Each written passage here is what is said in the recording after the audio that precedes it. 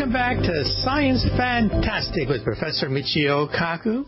Every week on Science Fantastic, we profile the amazing, jaw-dropping scientific discoveries that are touching our lives and also changing the way we view the world. And with us today is Dr. Michael Shermer, one of the founders of the Skeptic movement. And we're going to be talking about his latest book, Heavens on Earth, the scientific search for the afterlife, immortality, and utopia. That's right. Believe it or not, in this hour, we're going to talk about heaven, the afterlife, whether or not it's possible scientifically to achieve immortality.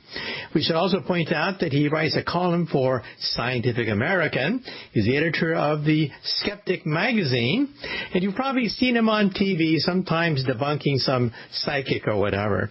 So, Michael, glad you could be on Science Fantastic. Thanks, Michio. Thanks for having me. Okay, well, every day when you open the news, there's some story going on about paranormal behavior, psychic phenomenon, and your book cuts to the chase and goes right to the whole question of immortality and the afterlife. So first of all, let me ask you some questions about some of the things in the news. First of all, Bigfoot. There was a study done analyzing the footprint of Bigfoot to analyze the DNA to see whether or not we could trace Homo sapien-like DNA to these footprints. But it came out negative. What are your thoughts? Yeah, they always do. Well, actually, usually they come out to be like large bears or wolves or coyotes, something that could have been seen traipsing along in the dusk and shadows that vaguely looks like something in your imagination that could be a bipedal primate, but it turns out to be something else. In fact, there was a study done recently on the famous German alpinist Reinhold Messner, who he summited Everest without oxygen more than anybody else. Anyway, during his many trips there, he undertook a investigation of Yeti, which was the Himalayan version of Bigfoot. And his Sherpas told him, Yeti's real. Yeah, we'll show you Yeti. We've seen him. And he's like, really? Oh my God! So they went out on a hike one day, and they said, there he is, and they're pointing to a big bear. He's like, oh, that's Yeti. Okay. And it turns out that that's what it is. Usually bears or wolves or something like that.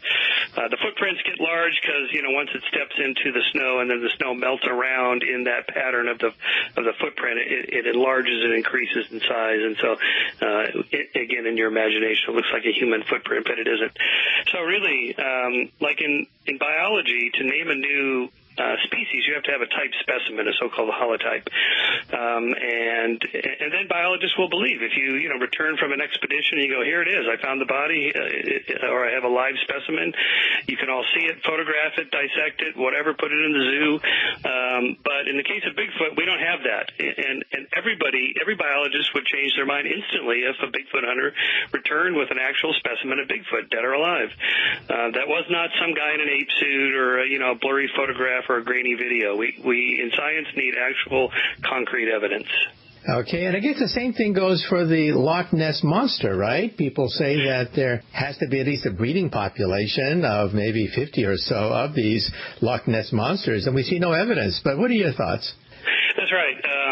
Bigfoot, Loch Ness, all these cannot be just isolated individuals living for centuries. They'd have to be a breeding population, which usually requires a couple hundred individuals. So given that number, you would eventually find a roadkill or one that died in the side of a hiking trail or a fire break road or something like that, and yet still nothing.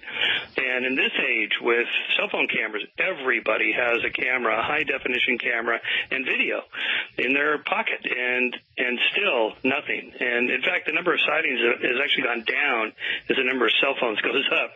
So that's a bad sign for them, along with ufologists, that, again, the more sightings you have, it seems like the more evidence you have, but in fact, with everybody having their own camera in their pockets, the number of sightings of UFOs has actually gone down from its pinnacle decades ago. Okay, and getting closer to your book, Heavens on Earth, let's talk about the afterlife. Some people say that it's already here. Just turn on the TV, and you see these people on TV that can talk to dead people. And it's quite convincing. People from the audience come up, strangers from the audience, and then the psychic knows things about the deceased that no one else knew, and begins to say things like, well, the person forgives you from the afterlife. So how do you do that? How do you talk to dead people? Well, first of all, anybody can talk to dead people. It's getting the dead to talk back that's the hard part. And the way it works, such that it looks like the dead are talking back, is the so-called psychics are doing a technique called cold reading, where you're literally reading somebody cold, that is, you've never met them. Then there's also warm reading techniques, where you're using lines and words and phrases that work for most people. And so, for example, most people who have lost somebody close to them that they loved have some kind of keepsakes from the deceased person. Photographs, pieces of jewelry. Like men, for example, turns out typically keep their father's or grandfather's watch. I discovered this back in the 90s when I sat all day watching a psychic named James Van Prague do readings, including on me. He didn't know who I was. This is for a History Channel show. History's Mysteries, I think it was called. Unsolved Mysteries, it was called. And he kept, with every guy, he kept bringing up a watch. He'd say, your father's here, or a grandfather, and he's telling me something about a watch. And it suddenly dawned on me, because my father died when I was in my early 30s, and I kept his watch. I don't know why. It just seemed like a cool thing to have, a connection to my father. And I realized, this is what all guys do. They all keep their dad's watch. And with the women, it was always a piece of jewelry or, particularly photographs. And so those are techniques that all psychics know that if you bring them up, chances are pretty good you're going to get a hit, that people will feel like there's some kind of connection there. And then you just rattle through a bunch of comments, and especially lots of questions. Like, he's telling me something about a white car. What does that mean? A red dress. What does that mean? There's something coming through here. You tell me how this connects to you. And the person getting the reading, then they're the ones doing the reading. The pressure is on them to find some link to the word the psychic just said. And inevitably they can, if you look far enough. So it feels like the dead are meeting right there in a hotel suite, or a television studio or something, which is bizarre in and of itself.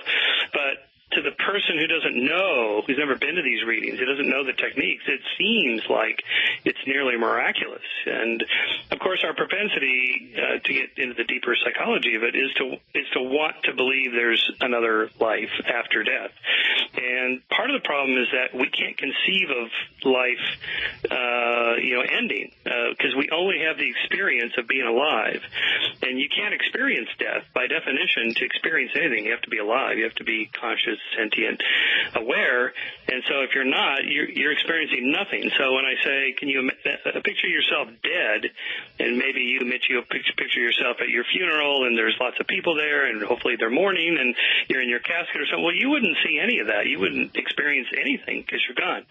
And so this sets up something of a paradox that we know people die because it happens all the time around us, and yet we can't imagine ourselves dying. So it creates this sense that, well, somehow or other it must go on, if not physically, then in some kind of spiritual or soul sense. And usually at the end of the reading on television, everyone breaks down and cries because the psychic says, your deceased forgives you. And I thought to myself, well, that's interesting. I mean, you can always say that the deceased forgives you, and you can end the show on some high note.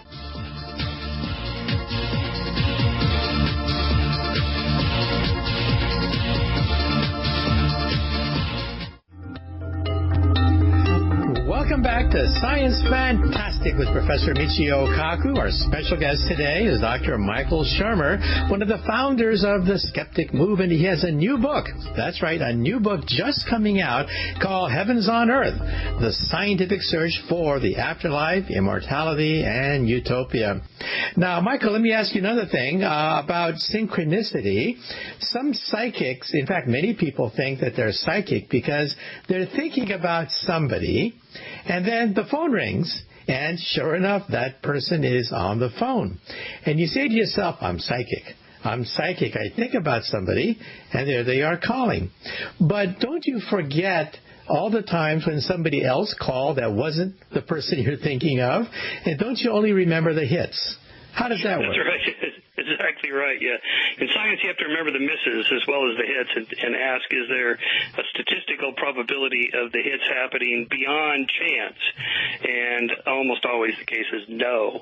All the times you thought of calling your friend Bob and he didn't call, or you went, or he called and you weren't thinking about him, and so on. All the other boxes in the possibility space that aren't filled, and you only remember the hits. So that's a confirmation bias, where we look for and find confirming evidence for what we already believe, and ignore the disconfirming evidence. So science is designed on purpose to look for the disconfirming evidence. If you don't, somebody else will, usually with great glee in a public forum, debunk your ideas.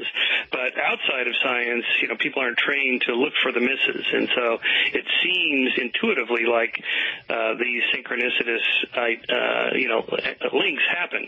And if you go deeper, if you have some kind of connection to, say, quantum physics, and you think, well, there's, this spooky action at a distance that Einstein talked about, how there's these quantum fields that link all particles.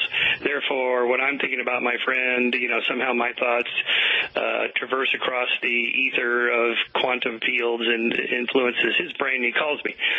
So you actually see these. This is what we call pseudoscience, that it's couched in language that sounds like it's quantum physics and quantum consciousness and so on, but really those are just words. And the application of quantum physics doesn't apply in this case to, macro level things like neurons in the brain. So it's really just a statistical artifact fueled by the human desire to have something else connecting us.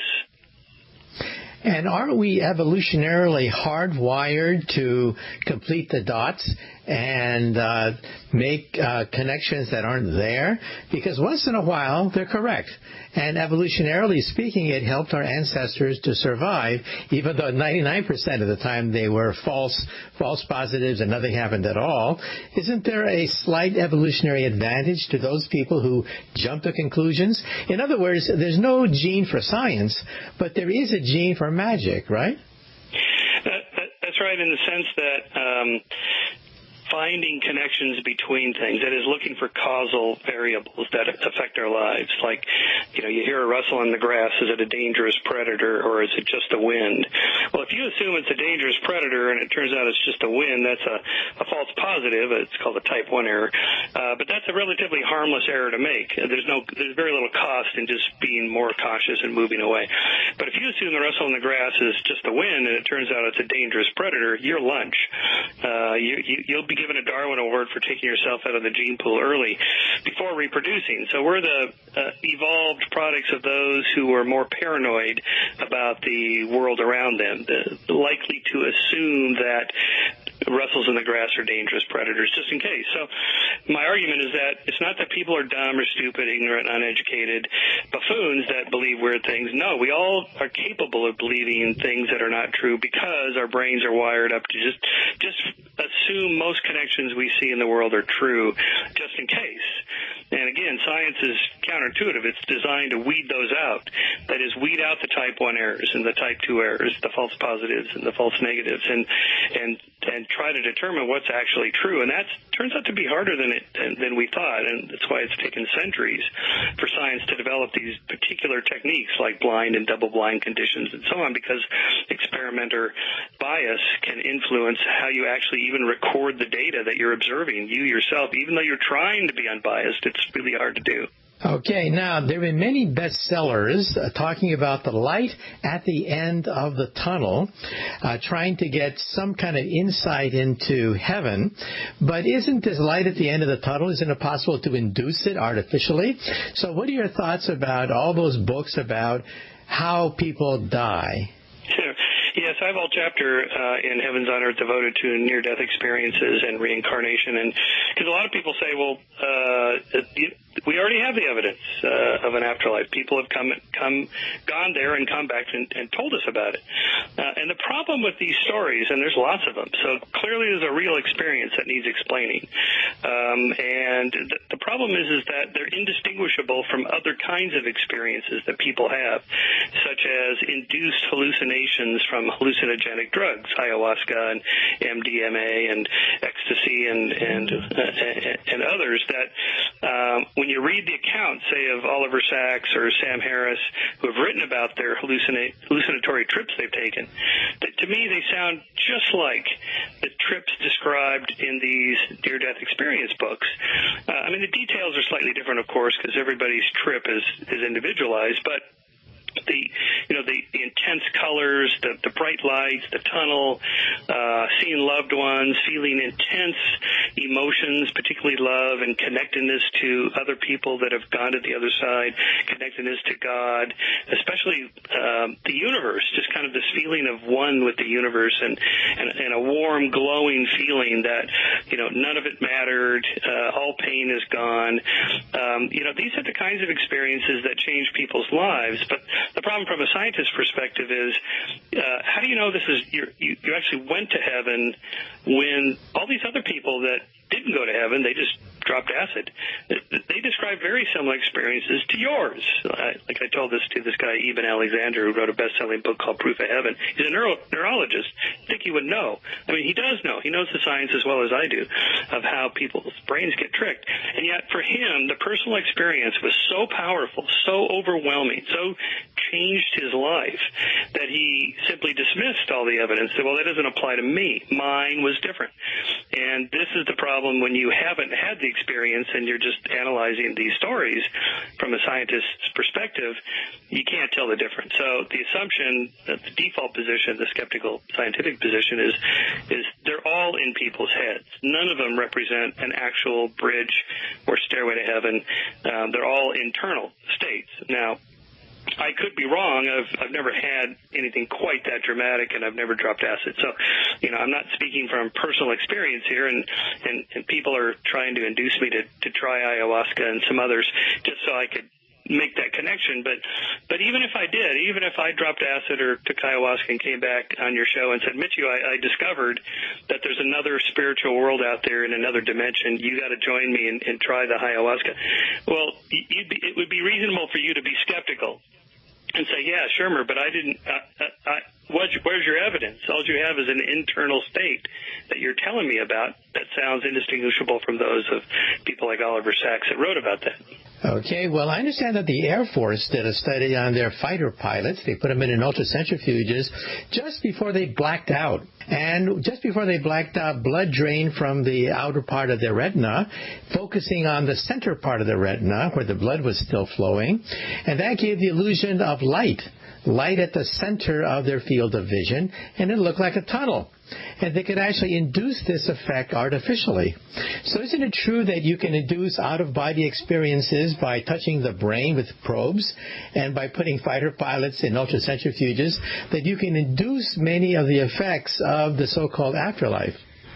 Yeah, that's right. So in addition to taking hallucinogens, you can deprive the cortex of oxygen, particularly the visual cortex, in a way of like accelerating pilots in a centrifuge. Basically, they just pass out because the blood all gets pushed to the center of the body, including the center of the brain. So as the outer shells of the brain, the cortex. Okay, Michael, we have to take a short commercial break, but after the break, we're going to continue discussion of the afterlife. Is there evidence for an afterlife? And what about digital immortality, genetic immortality, cryonics? There's a number of ways in which some people think we could become immortal.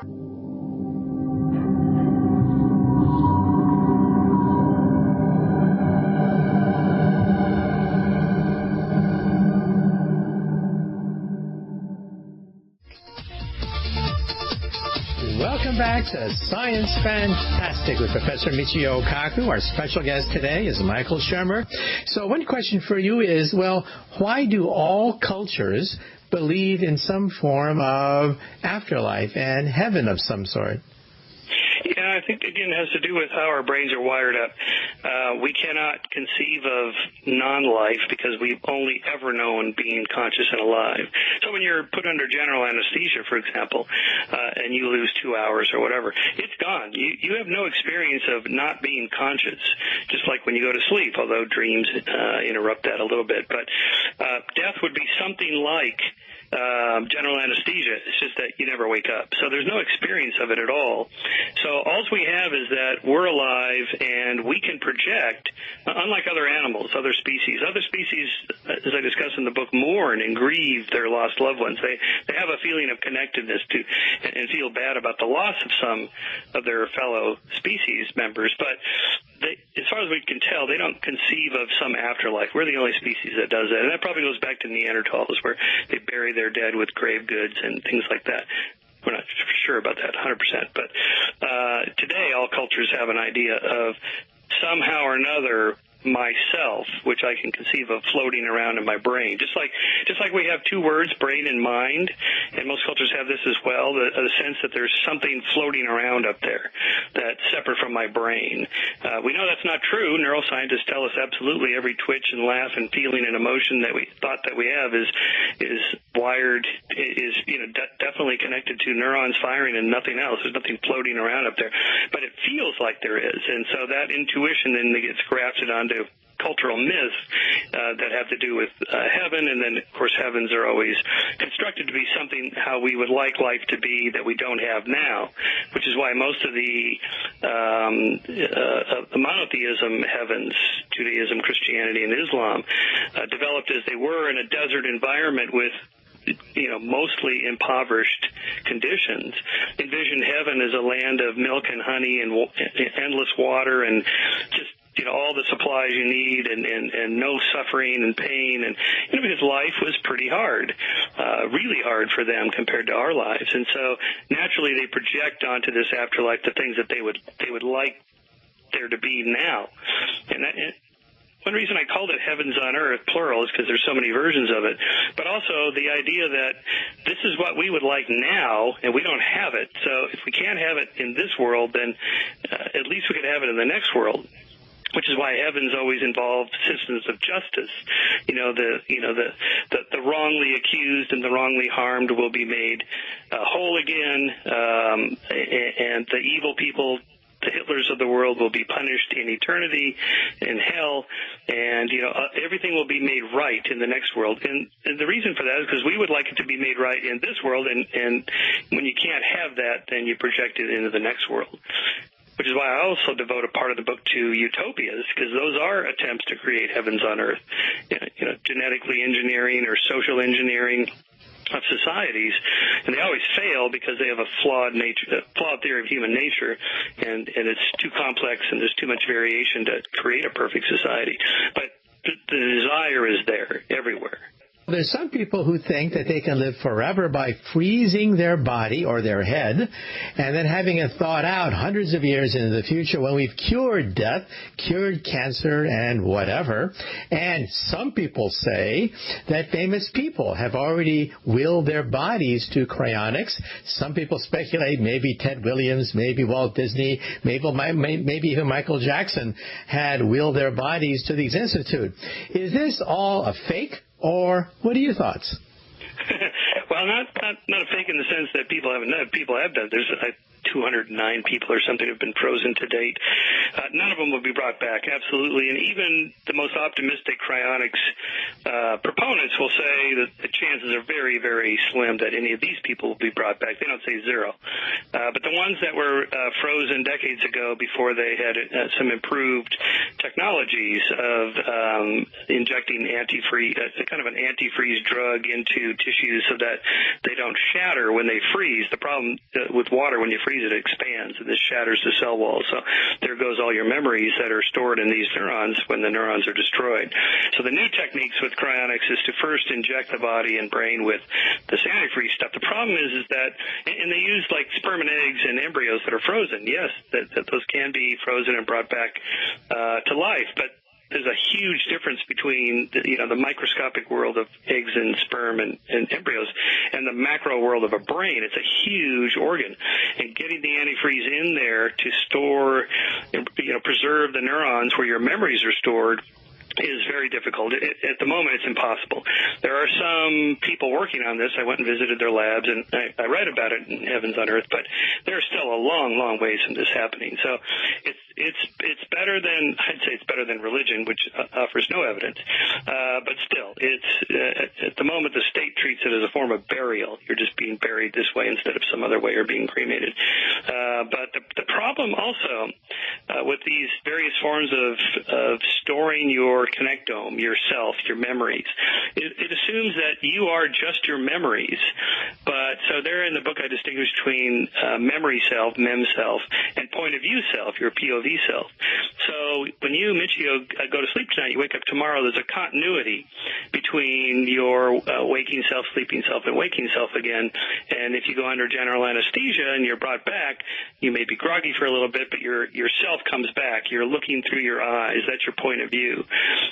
If you're chronically frozen and awoken, say, 1,000 years from now, or if we copy your connectome and all your memories and put them in a computer, it's not at all clear that you'll wake up in the computer, or that you'll wake up 1,000 years from now, looking out through your eyes. And so that is a problem that hasn't been solved yet, because no one's been brought back yet. So we may be, this gets down to the philosophical question of who are you, the nature of identity. Is it just your memories? The problem with that is that if we copied all your memories right now, let's say some fancy fMRI machine, and we put you, Michio, in the machine and copied all your memories and then put them in a computer while you're still standing there awake, well, when we turn on the computer, you don't suddenly go transfer into the computer. You're still standing there in your body, and it's just a copy of you sitting there in the computer going, here I am, and you're standing there going, no, here I am. I'm the real Michio Kaku. That's just a copy. So even if we copied all your memories, it's just a copy, like a twin. It's not you. No twin looks at its twin and goes, well, there I go. And so I think all of these attempts are deeply flawed philosophically as well as technologically. And again, they appeal because it's kind of sci-fi, and we'd all like to live forever, or at least much longer.